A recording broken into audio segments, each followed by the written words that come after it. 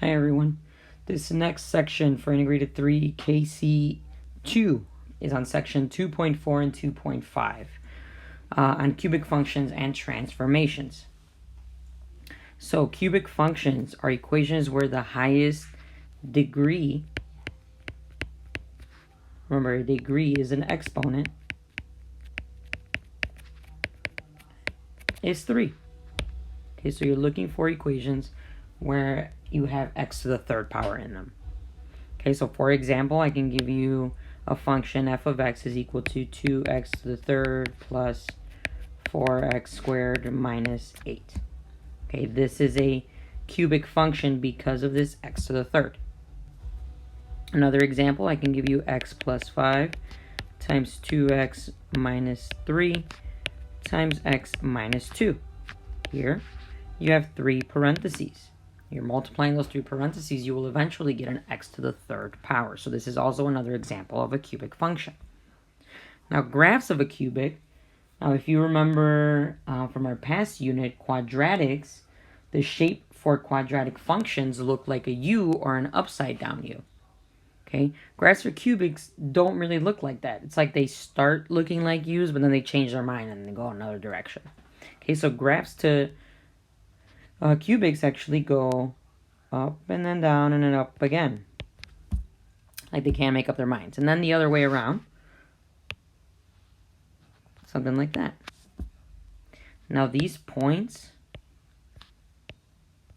where they cross the x-axis, remember, are x-intercepts.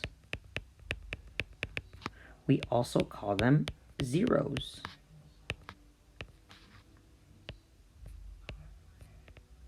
Okay, so here you have 3 zeros. Same on the other graph. You have 1, 2, 3 zeros. So we're going to learn how to sketch these and transform these. Okay, so the first thing we're going to do is we are going to sketch a cubic function with 3 zeros. So I want 3 zeros and only 3 zeros. So I want this graph to cross the x-axis 3 times. 1, 2, 3. I'm done.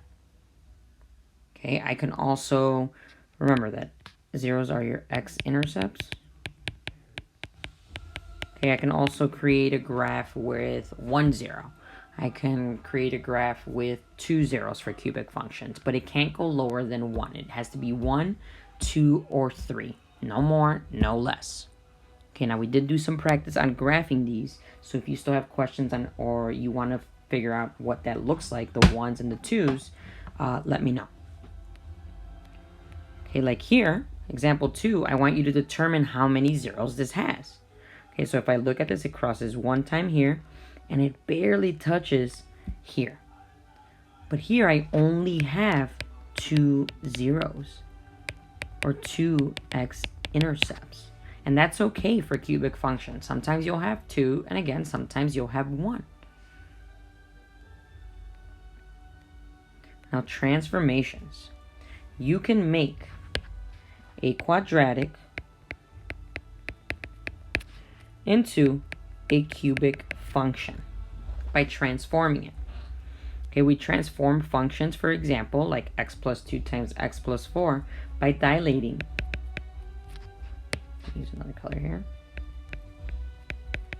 By dilating f of x by anything we want. So let's say 2x. All this dilating means, let me rewrite this so it's easier to see. All this really means is that you multiply by this, by whatever they tell you. Here, they told us to multiply by 2x. Okay, so that's what we're going to do.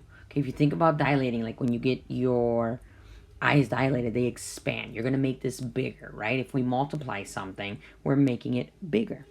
So our new function, I'm going to call g of x, is going to be whatever I'm multiplying by, which is 2x, and then the same function that they gave us. I am just rewriting all of these. That's it. This is my new function. So now what does it mean when you go from a quadratic to a cubic? Okay, when we think about zeros, when we had quadratics, we had two sets of parentheses, right? When we were in factored form.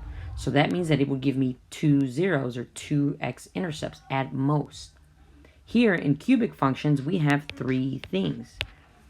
So if we solve those things or if we separate them, that means that we have 3 zeros or 3 x-intercepts. Those are the effects. And you're going from 2 to 3 x-intercepts at most. So you will have 3 x-intercepts here. And that's it. Okay, a second example. I have f of x is equal to x minus 5 times x plus 7, and I want to dilate it by x. So I want to multiply this by x. So my new function is g of x equal to whatever I'm multiplying by, which is x, and then rewrite the function that I started with. And I'm done. This is my answer.